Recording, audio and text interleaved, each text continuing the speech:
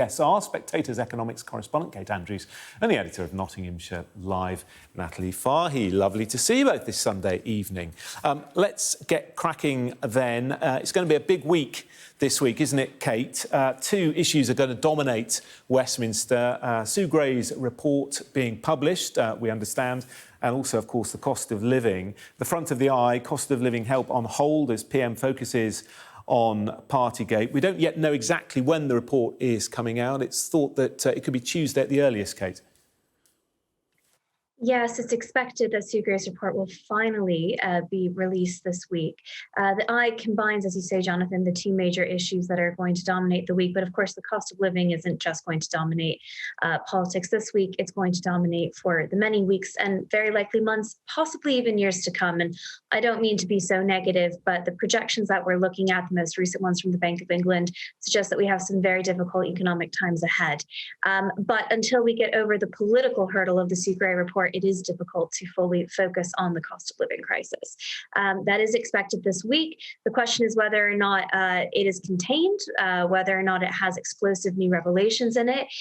If it doesn't, then perhaps it will truly stay contained to this week. If it does, then perhaps like the cost of living crisis, we could be talking about the ramifications of the Sue Gray report for some time to come. Yeah, and Kate, just very quickly, do you think this report could actually be more damaging for the Prime Minister than the fine he received, given the detail that we're expecting it to go into?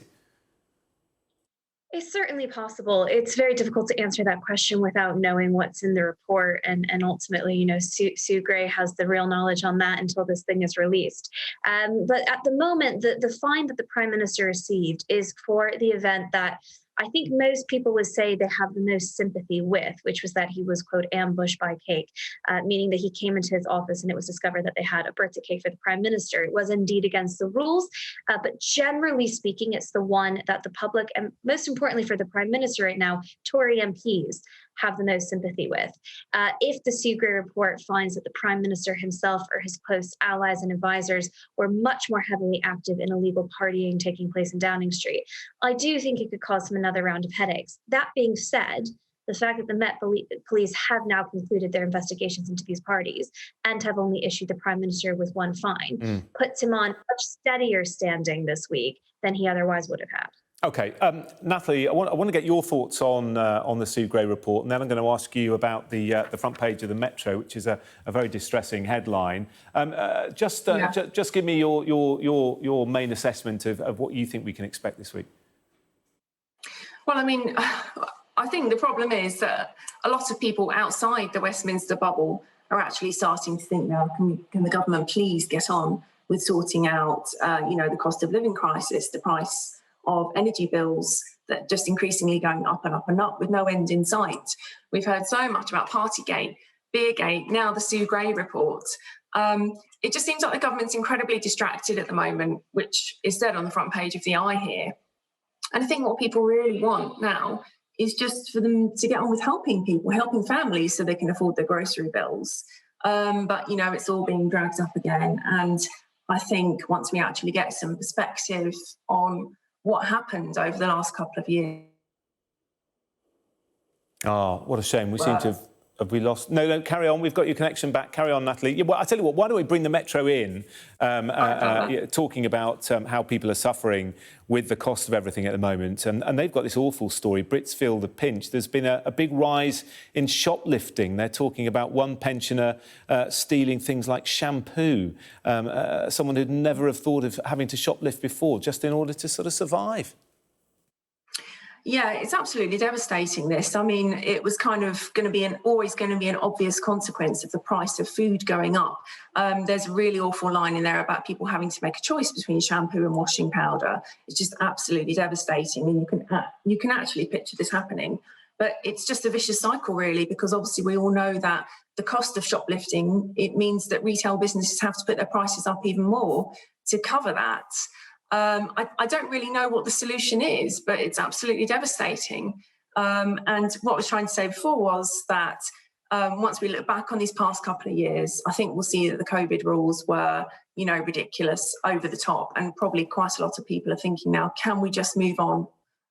Because Boris Johnson's been fined, the report's coming out, but we are having to stand in Sainsbury's and make a choice about whether we can buy shampoo or washing powder. And it's just devastating. Yeah, I think all the priorities are wrong in the country. Yeah, that's interesting, that. Kate, do you think that? Do you think most people in the country are ready to draw a line under it and move on?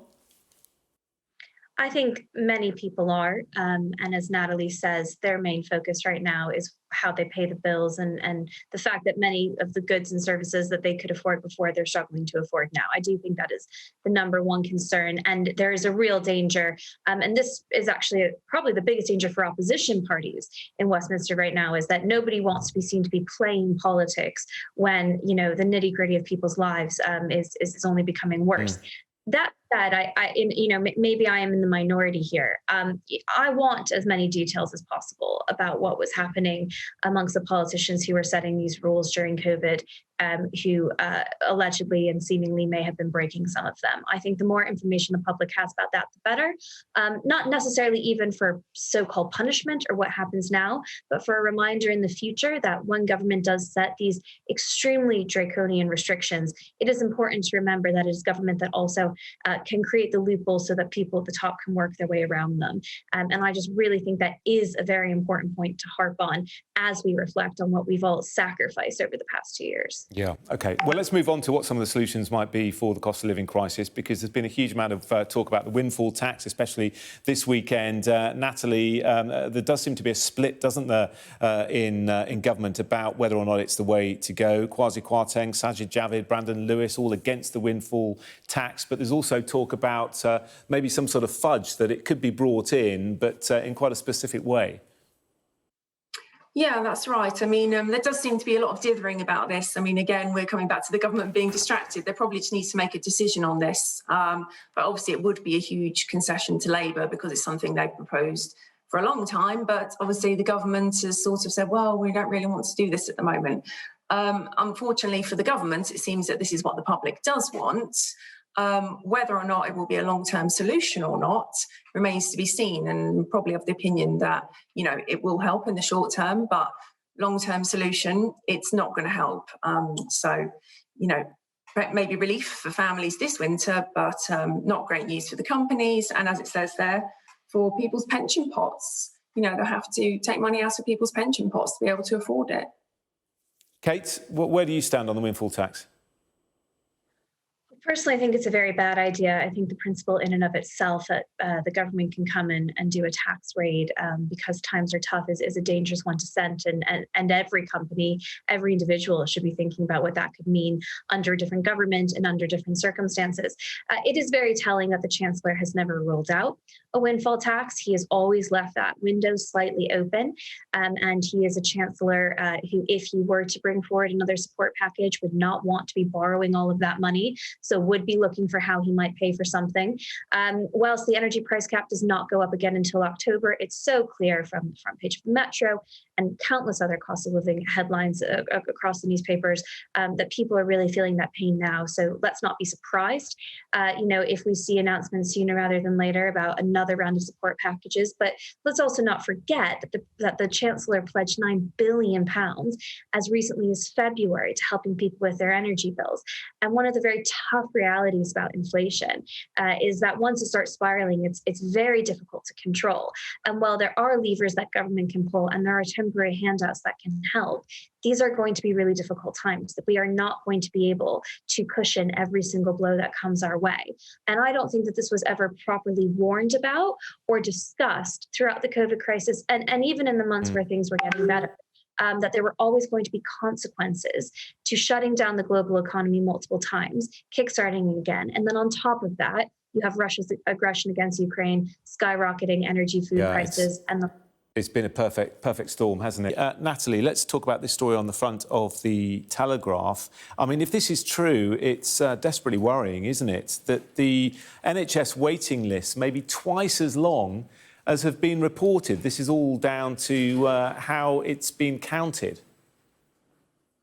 Yeah, it's desperately worrying, but I'm not surprised, and I doubt anyone else will be watching tonight either or reading the article. It's supposed to be something like 1 in 5 people are actually on NHS waiting lists waiting for treatment, so about 13 million, that's what I've read. I mean, you know, for many months, people were too scared to go into hospitals because they thought they might catch COVID, or, you know, they stayed at home suffering instead. And I think it's only now that we're starting to see the fallout from that. We need some kind of intervention in order for the NHS to catch up and to get these waiting lists down. I don't know. I'm not too sure about the way things are counted because, you know, I think you've got to be a health expert to be able to properly comment on that, but it's incredibly complicated. And the fact that, you know, a few million extra people have just sort of been discovered shows you what a complete mess it's in. I'm not really sure what the solution is. But what I do know is that you can't get a doctor's appointment at my local surgery. If my children are ill, my partner has to speak to GP over the phone. They do a video or phone consultation. You can't just walk into your GP and see them anymore. And it's all starting there at the local GP level. In Lincolnshire, where I live, they're closing down accident emergency units. They are moving essential services, centralising things. So you have to travel further in order to get to places. And all of that just puts extra strain on the NHS. And, you know, those 13 million people, I'm pretty sure that we might see that number even go up, actually. And it's not only a crisis with the waiting lists, Kate, it's a crisis with children's mental health as well. Yeah, very upsetting headline on the front page of Guardian that more than 400,000 children and young people are seeking treatment for mental health problems. And that number has risen by 52% since February 2020, i.e. just before we went into lockdown. And this is connected to the NHS story. These are the unintended consequences of the decisions that were taken during COVID, not just to lockdown, but to have some of the longest lockdowns in Europe, especially that one that essentially lasted between Christmas 2020 and summer 2021. And the backlogs that have been created by that, but also the long-term ramifications for mental health and physical health that have been created by that, we are going to be dealing with not just for years, but for decades. Of course, the NHS has been given billions and billions of pounds to catch up already in the form of that national insurance hike that all workers are now paying as to get more cash into the system.